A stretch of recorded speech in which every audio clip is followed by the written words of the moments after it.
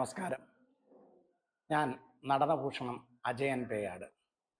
കേരള നടനം എന്ന് പറയുന്ന നടനകലയുടെ ഉപജ്ഞാതാവായ ഡോക്ടർ ഗുരുഗോപിനാഥിൻ്റെ ശിഷ്യൻ.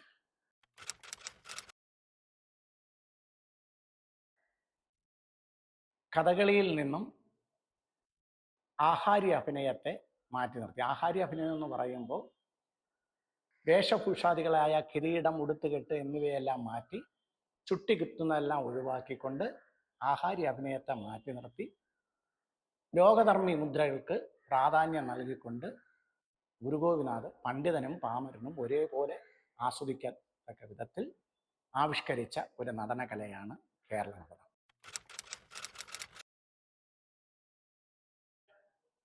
കേരള നടനം എന്ന് പറയുന്ന നടനകല കഥകളിയിൽ നിന്നും എടുത്തിട്ടുള്ള, കാരണം ഗുരുഗോപിനാഥ് എന്ന് പറയുന്ന നർത്തകൻ കഥകളി നടനായിരുന്നു. അദ്ദേഹം വളരെയധികം വർഷം കഥകളി പഠിക്കുകയും അതോടൊപ്പം തന്നെ കലാമണ്ഡലത്തിൽ ചേർന്നതിന് ശേഷം രാഗിണി ദേവി എന്ന് പറയുന്ന വിദേശ നർത്തകിയുമായി ചേർന്ന് ആവിഷ്കരിച്ച ഒരു നടനകലയാണ് കേരള നടനം. കേരള നടനത്തിൽ ഏറ്റവും പ്രധാനമായിട്ടും ഉപയോഗിക്കുന്നത് ലോകധർമ്മി മുദ്രകൾക്കാണ് പ്രാധാന്യം നൽകിക്കൊണ്ട് അദ്ദേഹം ക്രമീകരിച്ചിരിക്കുന്നത്.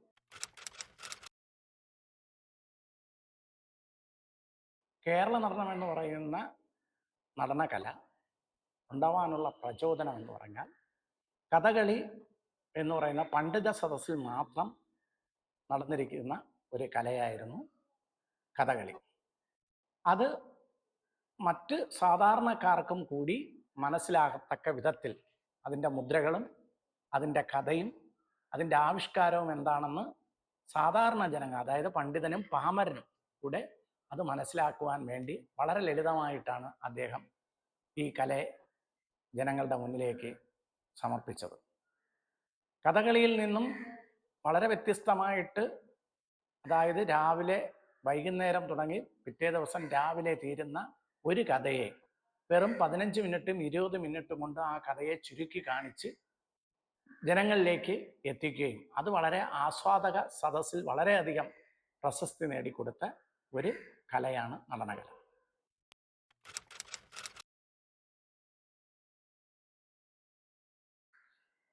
കഥകളി എന്ന് പറയുന്നത് അന്ന് കേരളത്തിൽ മാത്രം ഒതുങ്ങി നിൽക്കുന്ന ഒരു കലയായിരുന്നു. പിന്നീട് കേരള നടനം അവതരിപ്പിച്ചപ്പോൾ വിദേശികളുടെ ഭാഗത്തു നിന്നും ഈ കല എങ്ങനെയാണ് രൂപപ്പെട്ടതെന്നോ ചോദിച്ചപ്പോൾ അദ്ദേഹം പറഞ്ഞു കഥകളിയിൽ നിന്നാണ്. അങ്ങനെ ഈ കഥകളി എന്താണെന്ന് മനസ്സിലാക്കുവാൻ വേണ്ടിയിട്ട് മറ്റ് രാജ്യങ്ങളിലേക്ക് കഥകളിയെ എത്തിക്കുവാൻ ഈ നടനകല കൊണ്ട് ഒരുപാട് സഹായമായിട്ട്, കഥകളിക്ക് കൂടുതൽ പ്രശസ്തി നേടിക്കൊടുക്കുവാനായിട്ട് ഈ നടനകല കൊണ്ട് ഒരുപാട് പ്രയോജനം ലഭിച്ചിട്ടുണ്ട് എന്നുള്ളതാണ് സത്യം.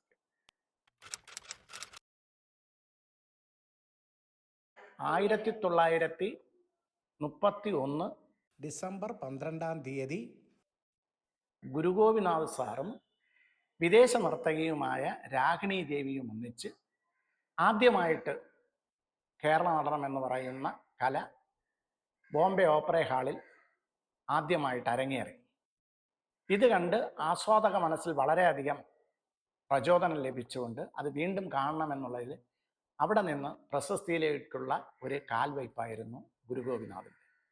വിശാലമായ സാധ്യതയും ഒരുപാട് ഗവേഷകർക്ക് പ്രയോജനപ്പെടുത്തുന്നതുമായ മറ്റ് നടനകലകൾ പോലെ തന്നെ വളരെ പ്രാധാന്യം അർഹിക്കുന്ന കേരള നടനമാണ്. ഈ കേരള നടനത്തെക്കുറിച്ചുള്ള വിശദമായ വിശദീകരണങ്ങൾ വരും വീഡിയോകളിൽ നിങ്ങൾക്ക് കാണാവുന്നതാണ്. നമസ്കാരം.